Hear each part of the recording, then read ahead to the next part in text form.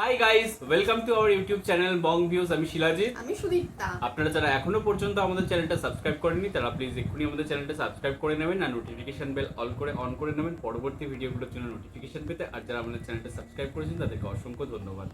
আর যারা ফেসবুক পেজে দেখছে অবশ্যই পেজটাকে ফলো করে যাবেন আর পছন্দ হলে অবশ্যই ভিডিওগুলোকে লাইকও করবেন। তো আজকে আমরা নিয়ে চলে এসেছি আবারও ফিলিস্তিন নিয়ে একটি ভিডিও, কারণ মানে এই রিসেন্টলি যা ঘটেছে সেটা খুবই শোচনীয়। মানে আবারও মানে যখনই আমরা দেখি যে এই রমজানের সময় দেখলাম তারা একসাথে বসে ইফতারি করছে, অত প্রতিকূলতার মধ্যেও তাদের হয়তো একটু হলেও বাচ্চাগুলোর মুখে হাসি ফুটেছে যখন তারা হচ্ছে বিভিন্ন এনজিও সংস্থার মাধ্যমে একটু হচ্ছে খাবার পাচ্ছে, একটু কিছু পাচ্ছে।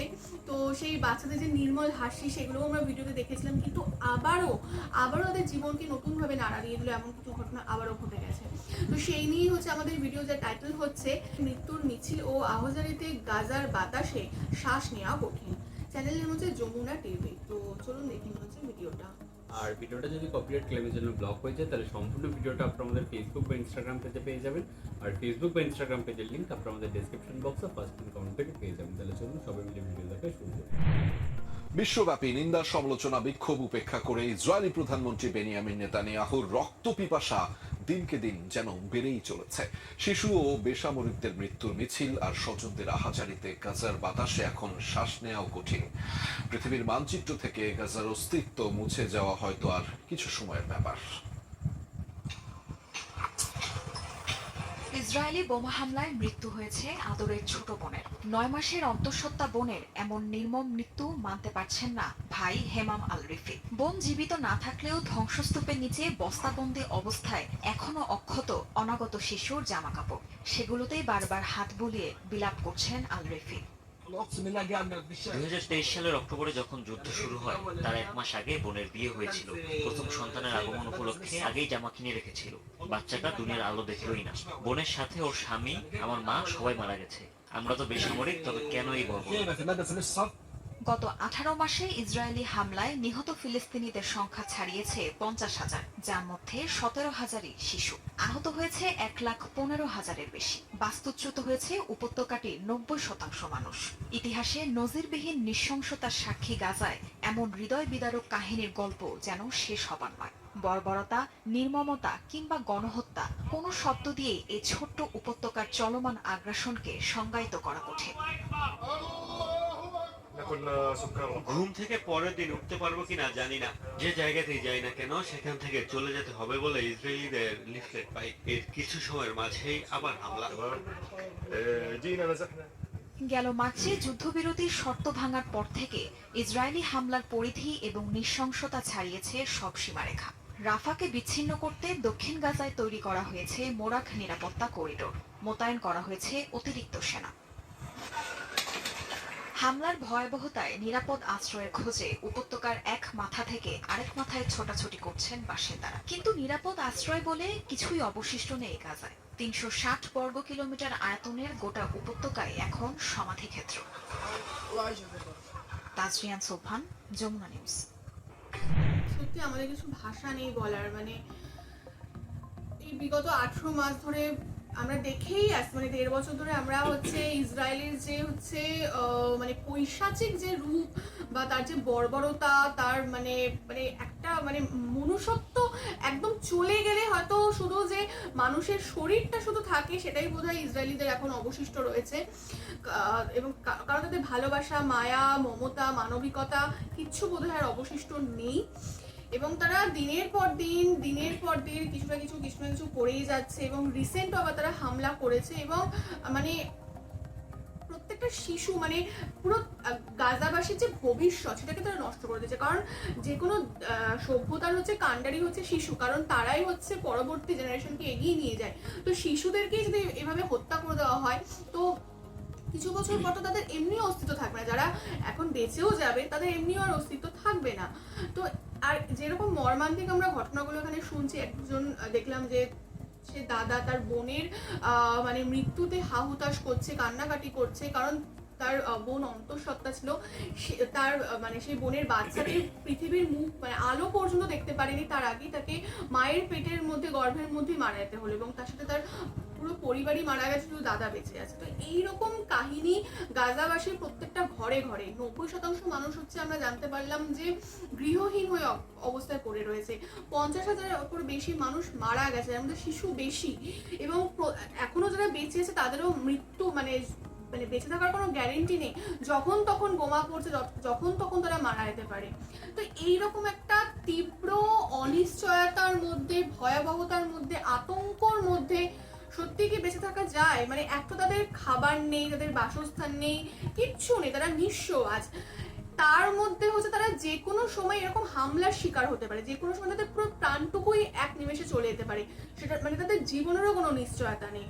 তো মানে মানুষ না, মানে যদি ফিজিক্যালি বেঁচেও থাকে না, মেন্টালি আস্তে আস্তে সে এমনি ডিপ্রেশনে চলে গিয়ে এমনি মানসিক রোগগ্রস্ত হয়ে যায়, বা এমনি হয়তো মানে আমি তো বলবো এনারা এখনো অনেক স্ট্রং, যে এখন ওরা বাঁচার আশা দেখছে, নতুন ভাবে আবার শুরু করার আশা দেখছে। কারণ আমরা যখন ইফতারের ভিডিও দেখেছিলাম তখন আমরা দেখলাম যে ওই চরম প্রতিকূল পরিস্থিতিতেও তারা হচ্ছে যতটুকু সম্ভব হচ্ছে লাইট দিয়ে মানে আলোকসজ্জা করে, সারিবদ্ধভাবে বসে সারিবদ্ধভাবে সুন্দরভাবে ইফতার চেয়ার করছিল। টেবিল ভাবে অ্যারেঞ্জ করে যেটুকু তাদের কাছে রয়েছে দানা পানি, সেটুকু দিয়ে তারা কিন্তু এবং ইফতারের যাদের কাছে ছিল না তারা মানে যাদের কাছে ছিল তারা আবার অন্যকে দিয়ে সবাই মিলে একসাথে মিলেমিশে ইফতার করছিল। একদমই তাই। মানে এটা তাদের অসম্ভব যে মনের জোর, তারই কিন্তু একটা মানে রিফ্লেকশন, সত্যি তাই।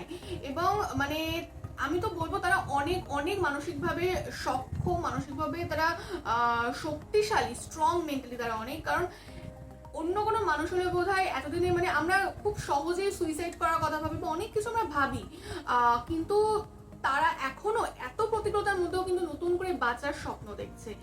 তো সত্যি কিছু বলার নেই। এবং ইসরায়েলদের জন্য সত্যি আমাদের মুখ থেকে ধিক্কার বা তাদের প্রতি ঘৃণা ছাড়া আমাদের সত্যি তাদের জন্য আর কিছু নেই বলার মতো। আর মানে আমাদের এখানে বা আপনাদের দেশে আমরা অনেকেই হয়তো ভাবি যে আমরা ভালো নেই, আমরা সুখে নেই, বাট এনাদেরকে দেখে যেটা মনে হয় আমরা অনেক ভালো রয়েছি। মানে আমরা অনেক সত্যি blessed। মানে ভগবান বা আল্লাহ সব তার কাছে কৃতজ্ঞ না হয়ে কিছু বলার নেই যে আমরা অনেক ভালো রয়েছি। এবং আর একটা ব্যাপার হচ্ছে মানে তাদের সুদীপটা যেটা বলছিল মনের জোর, সত্যিই তাদের অদম্য মনের জোর, নাহলে এইভাবে টিকে থাকা যায় না। এবং তাদের যে মানে যখন হামলা হচ্ছে বলা হচ্ছে যে নিরাপদ আশ্রয়ে যাওয়ার কথা, বাট নিরাপদ আশ্রয়টা তো দেখে তো মনে হলো যে কিছুই বেঁচে রয়েছে। আমি তো কিছু দেখলাম এবং না। আগের বাড়ি আমরা মানে ইফতারের সময় দেখেছিলাম যে পুরোটাই হচ্ছে ধ্বংসস্তূপ, মানে সেখানে আর কিছু বেঁচে নেই। এবং রাত্রিবেলা যে তাদের যে আমরা বলি না যে ছাদ রয়েছে, তো সেই ছাদটাও নেই। এবং তারপরেও যে এই ধরনের হামলা চলছে এবং সেখানে শিশু থেকে নারী থেকে সমস্ত মানুষ মারা যাচ্ছে, এবং কোথাও গিয়ে আবার বলা হচ্ছে যে নিরাপদ আশ্রয়ে যেতে। তো এটা মানে খুবই একটা মানে হাস্যকর জিনিসে বা কৌতুক জিনিসে পরিণত হয়েছে এই বিষয়টা। এবং আর একটা জিনিস মানে মানে সবাই তো একটা দেশে খারাপ হয় না, এবং নিরপরাধ নিরস্ত্র যে মানুষগুলোকে মারা হচ্ছে তাদেরকে মারার আগেও তো দুবার ভাবা উচিত। বা মানে এটা তো আমাদের মনুষ্যত্ব শেখায় না যে নিরপরাধ মানে নিরস্ত্র মানুষদের আমরা এরম ভাবে মেরে ফেলবো। এবং যেভাবে আর কি আমরা ধ্বংসলীলা দেখেছি আর যেরকম আর কি ধ্বংসস্তূপ দেখেছি, তো সেখানে দাঁড়িয়ে মনে হয় যে এদের ওপর মানে মানে ওদের শিরদাঁড়াটাও না, ওদের হয়তো মানে পা থেকে শিরদাঁড়া সমস্ত কিছু ভেঙে দেওয়া হয়েছে। তো সেখানে দাঁড়িয়ে তার উপরেও হামলা করে যেটুকু আর কি গুটি কয়েক মানুষ বেঁচে রয়েছে, তো এটা মানে বর্বরতা বা জেনোসাইড ছাড়া আর কিছুই বলা যায় না এটাকে কোথাও গিয়ে। মানে মানে যত দেখছি যে এরকম ধিক্কার বা ঘৃণা বেড়ে যাচ্ছে, এবং মানে তাদের জন্য খারাপ লাগাটা মানে ভাষায় প্রকাশ করার মতো অবস্থায় আমরা নেই কোথাও গিয়ে, মানে এতটাই খারাপ লাগার মতো বিষয়। আর শিশুদের জন্য তো কিছু বলার নেই সত্যিকারের। মানে তারা কোন সমাজে বেড়ে উঠবে বা কোথায় জন্ম নিচ্ছে, মানে তারা কতটা কপাল খারাপ করে মানে জন্ম নিচ্ছে। সত্যি যারা এখনো মানে সদ্যজাত শিশু বা এখনো তো গর্ভকালীন অবস্থায় রয়েছে, তারা মানে কতটা দুর্ভাগ্য তাদের যে তাদের এইরকম সিচুয়েশন, ওরকম জায়গাটাতে জন্ম নিতে হচ্ছে। মানে একটা বাচ্চার জন্মর জন্য যে একটা আদর্শ যেমন একটা হওয়া উচিত পরিবেশ, সেটার কিচ্ছু নেই।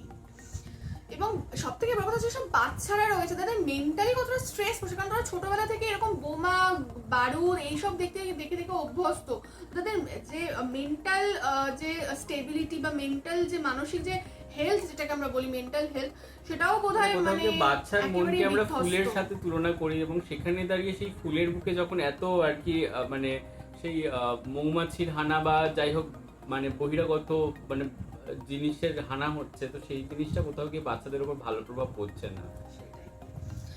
তো যাই হোক, মানে সত্যি খুবই খারাপ পরিস্থিতি, এবং মানে সারা বিশ্বের এই ব্যাপারটাকে খুব সিরিয়াসলি দেখা উচিত, মানে খুবই সিরিয়াসলি, মানে অনেক তো হলো, এবার এটা কোথাও গিয়ে এন্ড দরকার। জানি না কি করছে, কে কি করছে, মানে বাট আমাদের যেটুকু মানে আমরা শুধু বলতে পারবো, এর থেকে বেশি সত্যি আমাদের কিছু করণীয় নেই। আমরা চাই যেন মানুষ দেখুক, বিভিন্ন যত মানে পাওয়ারফুল মানে অর্গানাইজেশন রয়েছে তারা যেন একটু সিরিয়াসলি বিষয়টাকে দেখুক, এটাই বলার। আর আপনাদের এই বিষয়ে কি বক্তব্য অবশ্যই জানাবেন, এবং এই ধরনের যদি ভিডিও আপনারা আমাদের চ্যানেল থেকে পেতে চান অবশ্যই আমাদের চ্যানেলটাকে সাবস্ক্রাইব করে যাবেন। আর সাবস্ক্রাইব বাটনের পাশে জয়েন বাটন পেয়ে যাবেন, সেখানে কিছু ফেসিলিটিস দেওয়া থাকে, চাইলে আপনারা চেক করতে পারেন। আর আমাদের যে ফেসবুক আর ইনস্টাগ্রাম পেজ রয়েছে আমাদের চ্যানেলে, সেখানে আপনারা চাইলে ফলো করতে পারেন, লিঙ্ক ডেসক্রিপশন বক্সে পেয়ে যাবেন। আর আমাদের যে চ্যানেলের ফেসবুক গ্রুপ রয়েছে সেখানে আপনারা জয়েন করে আপনারা আপনাদের মনের মতো সমস্ত কিছু পোস্ট করতে পারেন, তার লিঙ্কও ডেসক্রিপশন বক্সে দেওয়া রয়েছে। আর আমাদের যদি আপনারা পার্সোনালি পছন্দ করে থাকেন আমাকে শিলাজিৎ ওকে সুদীপ্তা হিসেবে, তাহলে আমাদের পার্সোনাল ফেসবুক আর ইনস্টাগ্রাম সাইটে ফলো করতে পারেন, লিঙ্ক ডেসক্রিপশন বক্সে পেয়ে যাবেন। তো দেখা হচ্ছে পরবর্তী ভিডিওতে, আজ এ পর্যন্তই, টাটা।